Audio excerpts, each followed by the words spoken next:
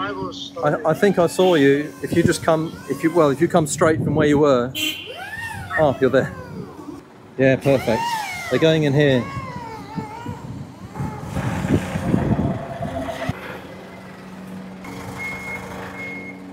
I think he's going to back it straight in. How are you, boss? You good? Thank you, thank you. Are you okay? You can get in, you think? Yeah, he's getting it straight in. I thought I was going to have to unload them outside, but that's even easier. Hello. You're Shabir? Hi, I'm Toby. How you doing? Nice place. It's nice, huh? I don't have any power yet, but it's okay. Oh, it's better safe from the stadium. Yeah, it's nice one. You came from Sharjah, huh? Yeah. Yeah, okay. He's good. That looks pretty straightforward. That's the way it's not lowered. For now. Well done, that was easy, huh? Good job. We need one more. One more, huh? Yeah. Alright, number 2.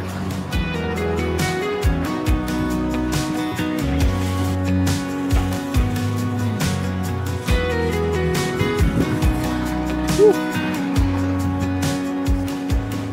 Just going to come down the front, but it's okay. This might be a bit tricky because it's got no tyres. Right, come on Arizona.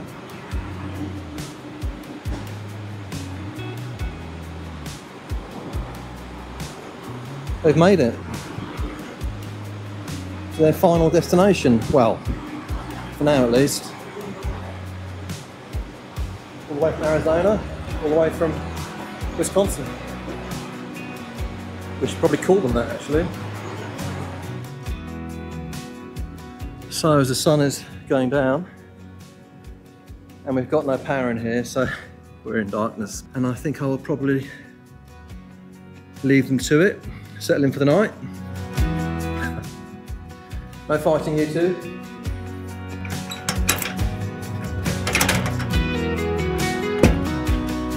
All right, we're back in.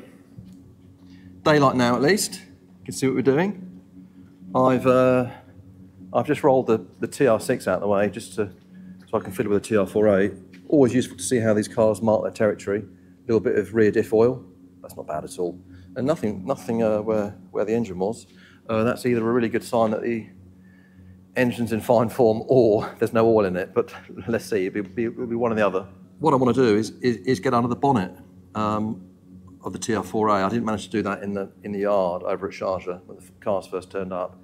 And equally, look in the boot. I know there's a couple of things in the boot from the advert, but yeah, I want to get into all of that. And then really, first task on the agenda in terms of start to move it in the right direction is just to get it on some wheels that roll. I can't even move the car at the moment, and the tyres are completely shot. I thought the other day it'd be a case of just putting some air in, but they're completely cracked. So no doubt it sat like that for a couple of months in the shipping container when it was coming over. That's okay.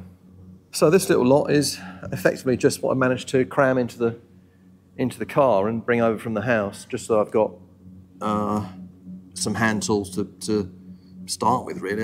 The set of wires are off at TR6, which I need to explain, which I will do in due course. The rest is really just my own sort of set of tools from home. Random bag of tools and socket sets and very much sort of high street grade jack and jack stands. Tools is something I need to obviously address for the shop. It's high up on the list, I need to do that. It's also quite a minefield in terms of what you choose, the price point, the brand, who you go with, and also availability in the local market. Not everything's available here, although I can import it in, so I've got to work all that out. But for now, well, I haven't got any power anyway, so power tools are out, but yeah, hand tools it is. Okay, bonnet release catch on the passenger side in these cars. Bonnet release pull is this guy here, which I did see the other day, and I did pull it, but yeah, as I suspected. Actually, there's quite a nice action to it, but no corresponding bonnet popping noises. Now I know that there are a few methods for getting a bonnet open if the catch isn't working properly. On the 4.4As, I've read you can remove the headlights and you have half a chance of getting a coat hanger up, or you access it from underneath with a broom handle or other such tools. And I haven't got the lift in yet, so. But before that, I mean, there's an awful lot of.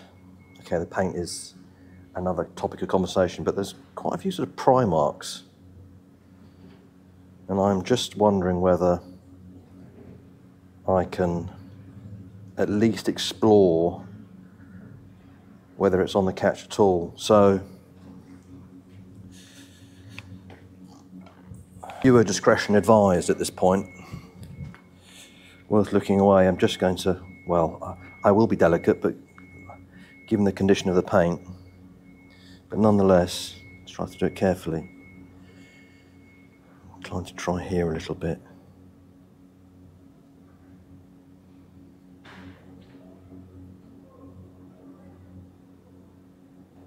Aha. Ah, yes. Come on. Oh, amazing. I don't think it's on the catch at all then. Oh, yeah, look at that. Brilliant. Yeah, that explains it. There it is. What I want to look at immediately was this. Yes, okay. I did see that in the photographs. Actually, it looks better in the flesh than it did in the photographs. Photographs always tend to look awful when you look at the stuff that's rusted. And there's a plank of wood, which I also spotted on the photographs, and a bit of bitumen. That's not an upgrade. I think that's just a makeshift bridge. And so I'm suspecting that when I lift the battery out and the plank of wood upgrade, there'll be a nice big hole. And I think you can get a repair panel for the battery tray. I don't think you can get a repair panel for this bulkhead piece, but that is, I would hope, fairly straightforward sheet metal work. But everything else, you know, there's got surface rust on it, which will come off. So I'm sure we'll find some other spots. I mean, the car was obviously originally green. I'll look at the tag in a second. And the blue was put on, well, I don't know when, but it was put on quite thickly for some reason. We'll see when we start to grind down the paint, but I mean, that would have helped protect the car as well as probably hide a bunch of corrosion as well. So there's a lot of discovery still to go. Chassis-wise, I need to look at it from underneath, but nice, oily, grimy chassis, which is brilliant because that would have looked after the steelwork pretty well. And again, it looks pretty good, really. I'll look at the other side. But paint is a disaster, isn't it? That's going to be a big task, really. I've got to think about how to strip it. I don't know how best to do that over here in Dubai. Not sure I want to, unless it's someone who's very good at media blasting.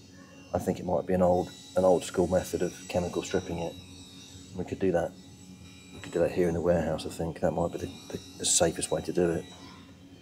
But that looks all right. I'm encouraged by that. There's, you know, obviously the carbs are new, and spot a few other bits and pieces that have obviously been put in later. It's all right. I wonder whether it runs. So I just had a very quick go at trying to open the boot, but it immediately, well, quite obviously, hits this guy. Hits the overrider. Goodness, bonnet and boot, both, I'm amazed the door's open.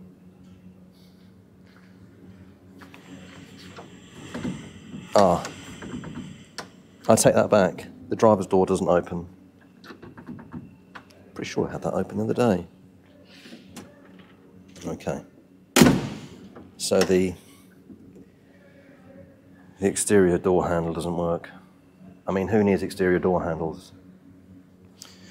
How do I get this open now? Okay. Trying to be a little bit careful at least here.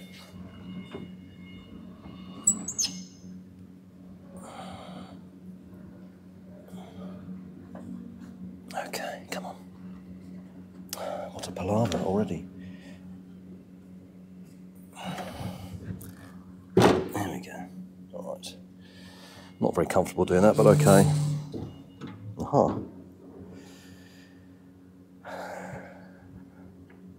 Well, I think that's a dashboard. I don't remember seeing that in the advert. Amazing. It is. Which is as well, because the dashboard in the car has well, it's very much past it. Look at that. Get it out. With the cigarette ashtray. It'll be ply and veneer probably. Yeah. Let's see. African zebra wood veneer, 2007 February. Lamar Woodman, Montgomery, Alabama. Is that right? AL. Oh, well, I can look him up and say hello. Whoops. Be careful, Bally. Documents do not bend. Well, very intrigued to see what's in there. Shall open that up shortly. Owner's handbook. Another guidebook of sorts. That looks a little bit more original. A&L Motor Sales, Penn Highway, Monroeville, Pennsylvania.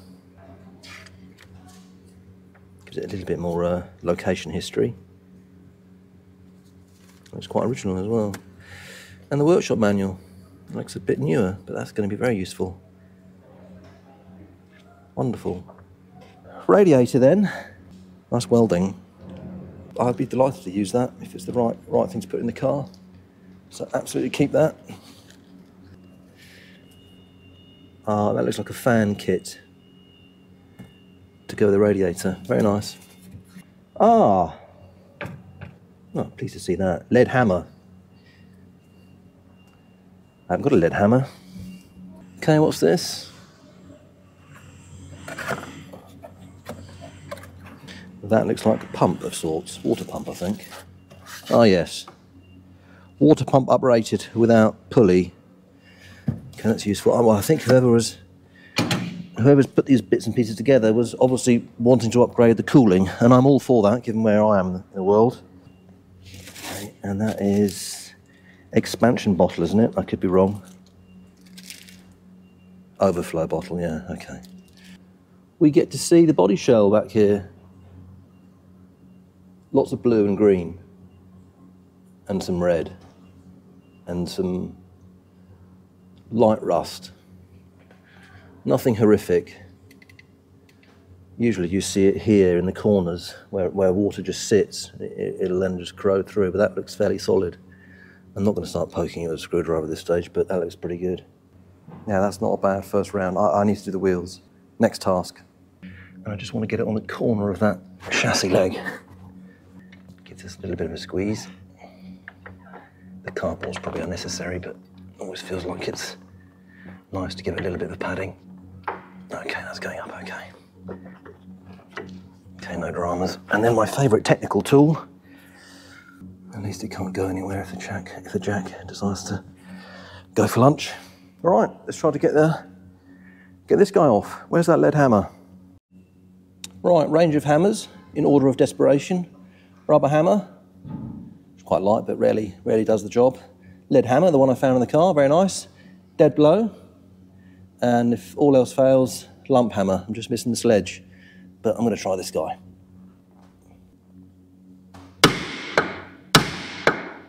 That's moving. So already moving, that was easy. Much easier than I thought, much easier than the bonnet and boot. Comes off the spline.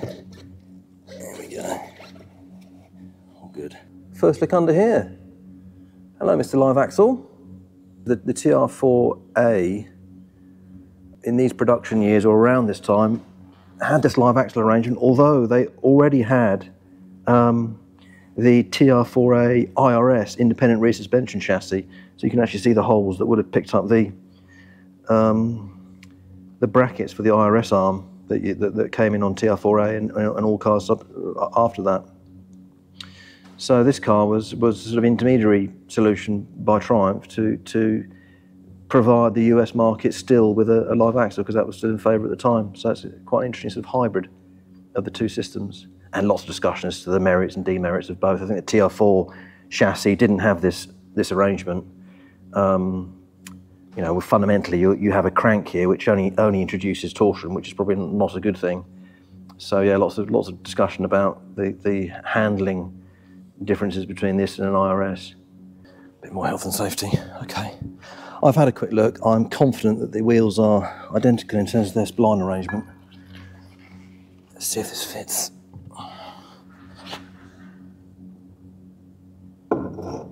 Here we go. Oh yeah, lovely. Like butter. This back on.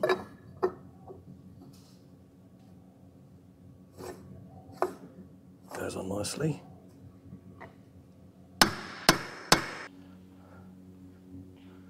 One of four. Ah, I swear that's the first time I've hit it. Wasn't really on there, was it? Ain't the truth? That's pretty loose. Off you come then. Looks quite neat under here. I think that's had some work, hasn't it? We've got new hardware.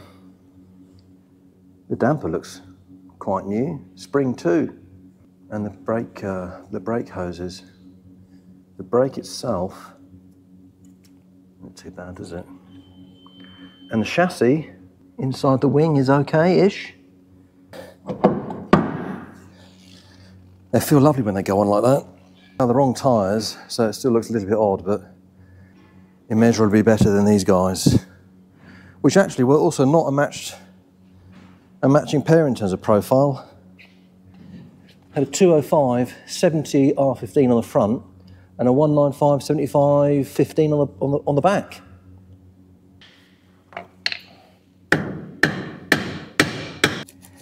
Oh, that's a good thing. They can often be just seized on forever, can't they?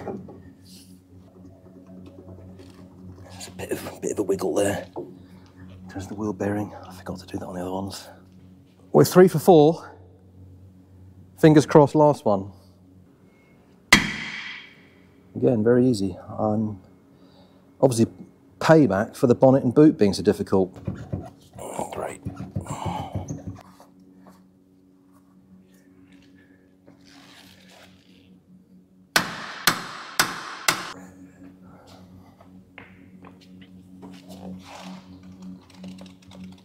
Let's see how much oil this one drops. Right, there we go. We're rolling. Okay, it's not supposed to be about changing the way it looks dramatically. It was just to get it up and rolling. But yeah, nonetheless, it looks a lot neater. I agree, the tyres are completely the wrong ones, so it looks a bit odd still. But that's already a vast improvement over these guys that weren't even a matching set. So not a bad week, all in. The car's arrived, and we're ending on seeing the very first few signs of life of fit out. And that started because the power came on this afternoon, which is great news. Certainly will help next week. Be a bit more bearable in here. And we can make some more progress. But on the cars, well, mostly on the TR4A really. I managed to open the bonnet, the boot, and change the wheels. So not a long list, but useful familiarity at least. And yeah, of course, we need to get into both cars more extensively in the coming weeks.